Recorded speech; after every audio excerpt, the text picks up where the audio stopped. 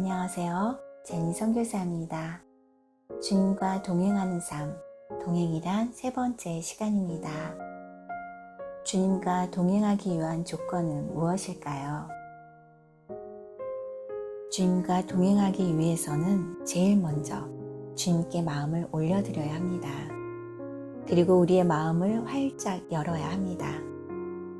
무엇보다도 진심으로 주님을 경외하여야 합니다. 주님과 동행하기 위해서는 어떤 조건이 있는지 말씀드리겠습니다. 첫 번째, 우리의 마음의 문을 활짝 열어야 합니다. 요한계시록 3장 20절, 볼지어다 내가 문 밖에 서서 두드리노니 누구든지 내 음성을 듣고 문을 열면 내가 그에게로 들어가 그와 더불어 먹고 그는 나와 더불어 먹으리라.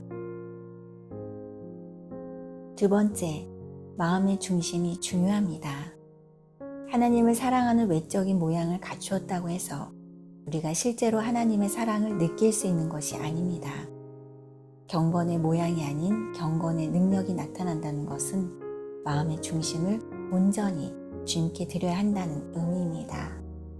사무엘상 12장 24절, 너희는 여호와께서 너희를 위하여 행하신 그 큰 일을 생각하여 오직 그를 경외하며 너희의 마음을 다하여 진실히 섬기라. 사무엘상 15장 22절, 사무엘이 이르되 여호와께서 번제와 다른 제사를 그의 목소리를 청종하는 것을 좋아하심같이 좋아하시겠나이까. 순종이 제사보다 낫고 듣는 것이 순양의 기름보다 나으니. 사무엘상 16장 7절, 여호와께서 사무엘에게 이르시되 그의 용모와 키를 보지 말라. 내가 이미 그를 버렸노라. 내가 보는 것은 사람과 같이 아니하니 사람은 외모를 보거니와 나 여호와는 중심을 보느니라 하시더라. 어려운 환경과 역경 속에도 늘 감사한 마음을 가졌던 한 소년의 이야기입니다.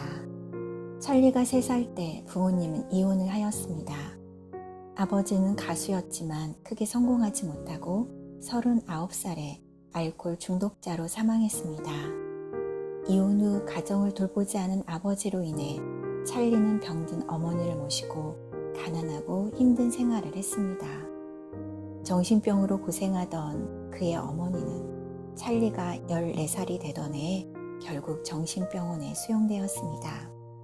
찰리는 9살이 되기도 전에 2번이나 보육원에 맡겨지기도 했고, 어머니가 정신병원에 수용된 후부터는 가장이 되어 동생들과 빵을 해결하려고 열심히 살았습니다.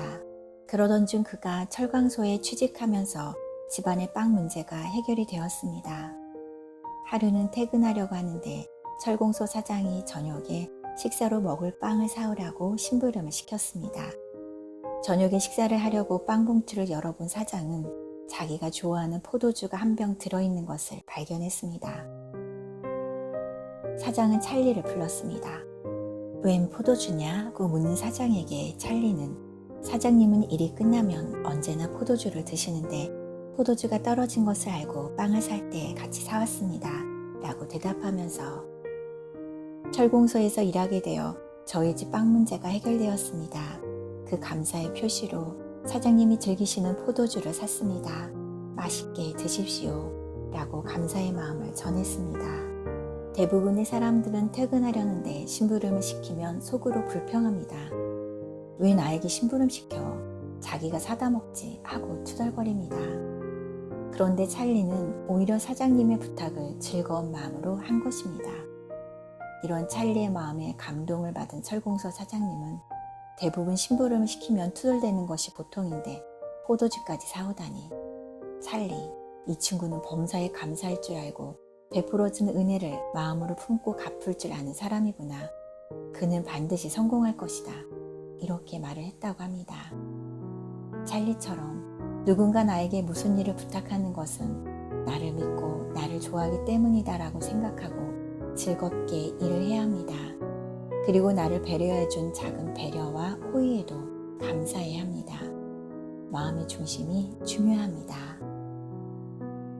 세 번째, 우리의 걸음을 인도하시는 주님을 신뢰하여야 합니다.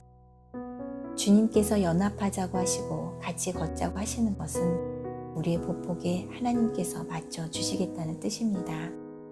이사야 55장 8절 9절. 이는 내 생각이 너의 생각과 다르며 내 길은 너의 길과 다름이니라. 여호와의 말씀이니라. 이는 하늘이 땅보다 높음같이 내 길은 너의 길보다 높으며 내 생각은 너의 생각보다 높음이니라. 네 번째, 행위로는 구원을 받을 수 없으며 믿음으로 말미암아 구원을 받을 수 있습니다. 진정한 믿음은 반드시 행위를 수반합니다. 은혜로운 신앙생활이 중요합니다. 우리의 행위를 아무리 온전하게 행한다고 해도 그것만으로 구원의 단계에 이를 수 없습니다. 진정한 믿음으로 구원을 이룰 수 있습니다. 율법은 우리를 정죄할 뿐 변화시키지는 못합니다. 정죄함 안에는 생명도 사랑도 머무를 수 없습니다.